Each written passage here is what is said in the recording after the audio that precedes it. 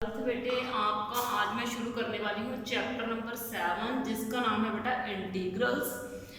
अब ये जो चैप्टर आपका काफ़ी लेंथी चैप्टर है और इसका एक एक कंसेप्ट समझने वाला है बेटे। अब इस चैप्टर को 2 सब चैप्टर्स में डिवाइड करा गया है। पहला सब चैप्टर है जिसका नाम है इनडेफिनेट इंटीग्रल्स। ठीक है, देखो बेटा इसमें है क्या, सबसे पहले इंटीग्रल चैप्टर का मीनिंग समझेंगे हम। इंटीग्रल का मीनिंग क्या है, जो ब्रेक की हुई चीजें होती हैं उनको इकट्ठा करना। इंटीग्रेशन जैसा आप इंग्लिश में वर्ड करते हो इंटीग्रेशन, उसकी पंजाबी क्या होती है, टूटी हुई चीजों को इकट्ठा करना, है ना, तो उसको इंटीग्रेशन बोलते हैं। तो यहाँ पे भी हम क्या करेंगे, जो ब्रेक ही हुई चीजें हैं उनको इकट्ठा करेंगे। अब देखो इंटीग्रेशन जो है वो आपका डेरिवेटिव से बिल्कुल उल्टा कंसेप्ट है, बिल्कुल इनवर्स कंसेप्ट है। आप सबसे पहले इस चीज का ध्यान रखना। Integration is a inverse concept of differentiation, यानी कि डिफरेंशिएशन में आपकी पावर चीजों की कम होती थी, लेकिन इंटीग्रेशन में पावर आपकी बढ़ेगी। क्यों? इंटीग्रेशन का मीनिंग क्या है, बिखरी हुई चीजों को इकट्ठा करना। सच प्रोसेस इज कॉल्ड इंटीग्रेशन, और इस प्रोसेस को हम क्या बोलते हैं, जो डिफरेंशिएशन का इनवर्स है उसको बोलते हैं इंटीग्रेशन। एंड इसका सेकंड नेम है एंटी डेरिवेटिव, और या फिर इसका नेम है एंटी सेमी डेरिवेटिव। ठीक है, ये हैं। अब इसके कुछ स्टैंडर्ड रिजल्ट्स हैं, यानी कि ये आपके कुछ फॉर्मूले हैं एक्सरसाइज फर्स्ट के जो आपने लर्न करने हैं। यानी कि जैसे आप डेरिवेटिव करते थे तो डेरिवेटिव करते समय आपने कुछ चीज़ों का ध्यान रखा था। आपने डेरिवेटिव में क्या करा था, x की पावर n का जो आप डेरिवेटिव था उसको ना d/dx से डिनोट करते थे, है ना। जो इंटीग्रेशन है ना उसको देखो, इस ये सिंबल होता है इंटीग्रेशन का, इस तरीके से, कुछ इस तरीके से, ये इंटीग्रेशन का सिंबल है। जिस चीज की आपने इंटीग्रेशन लेनी है उसके आगे ये सिंबल डाला जाता है, ये वाला सिंबल ध्यान रखना है आपने। ठीक है, ये इंटीग्रेशन का सिंबल है। और जिस चीज की इंटीग्रेशन लेनी है, जिस फंक्शन की इंटीग्रेशन लेनी है उसको इस सिंबल के अंदर रखना है। और कौन से वेरिएबल की लेनी है, x और n, जहाँ पे 2 हैं, आपको x की लेनी है या n की लेनी है, ये आपको साथ में डालना पड़ेगा।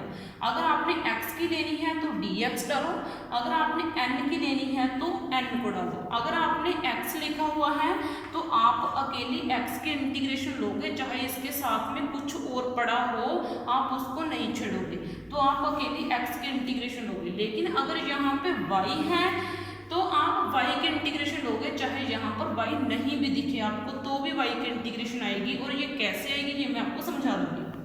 तो अब आप इसको पूरे को रीड कैसे करोगे, आप इसको रीड करोगे integration of x raise to n with respect to x। यहाँ पे मैंने आपको x डाला है, मतलब अगर मैं आपको सीधा समझाऊं इसको हम रीड करेंगे integration of x raise to n with respect to x। मैंने क्या बोला, इसको हम कैसे रीड करेंगे, integration of x raise to n with respect to x। और इसका फॉर्मूला क्या है, जैसे आप डेरिवेटिव में क्या करते थे, डेरिवेटिव में आप पावर को कम कर देते थे।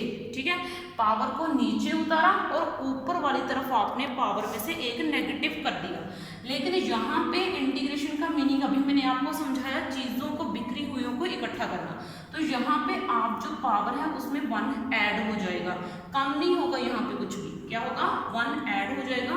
तो x की पावर n+1 डिवाइड बाय ये जो आपकी पावर है वो आपके डिवाइड में भी आनी चाहिए, यानी कि x raise to power n+1 divide by n+1 plus c। और आप जिस फंक्शन की भी इंटीग्रेशन ले रहे हो तो उसमें जो है कांस्टेंट ऐड होगा ही होगा।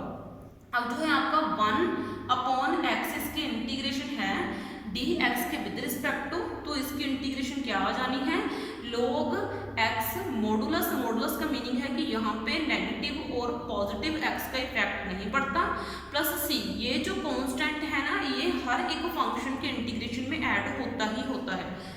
अब देखो बेटा, अब है आपकी नेक्स्ट, अगर a रेज टू x हो तो इसकी इंटीग्रेशन क्या होगी, a raise to x upon log a plus c। इसको कांस्टेंट बोला जाता है, बार बार बोल रही हूँ मैं। आगे देखो बेटा, e raise to power x है, एक्सपोनेंशियल फंक्शन है। जैसे एक्सपोनेंशियल फंक्शन का डेरिवेटिव सेम रहता है वैसे ही एक्सपोनेंशियल फंक्शन की इंटीग्रेशन भी सेम रहती है। ठीक है, तो e raise to x plus c। अब देखो ये जो आपका नेक्स्ट है साइन एक्स की इंटीग्रेशन, किसके with respect to, angle x के विद रिस्पेक्ट टू। आपने साइन का डेरिवेटिव करा था, तो साइन का डेरिवेटिव आपका क्या आता था, वो था आपका साइन का डेरिवेटिव कोस, लेकिन साइन की इंटीग्रेशन क्या होती है, माइनस के कोस एक्स, ये आपने ध्यान रखना है। अब आपकी कोस एक्स की इंटीग्रेशन है वो आपका आ जाएगा पॉजिटिव के साइन एक्स। वैसे ही आपकी सीकेंट स्क्वायर है, इसकी इंटीग्रेशन है बेटा आपके tan एक्स प्लस सी यानी कि कांस्टेंट। आगे है बेटा आपका कोसिकेंट स्क्वायर एक्स, इसकी इंटीग्रेशन आपकी है माइनस के कोट एक्स प्लस सी।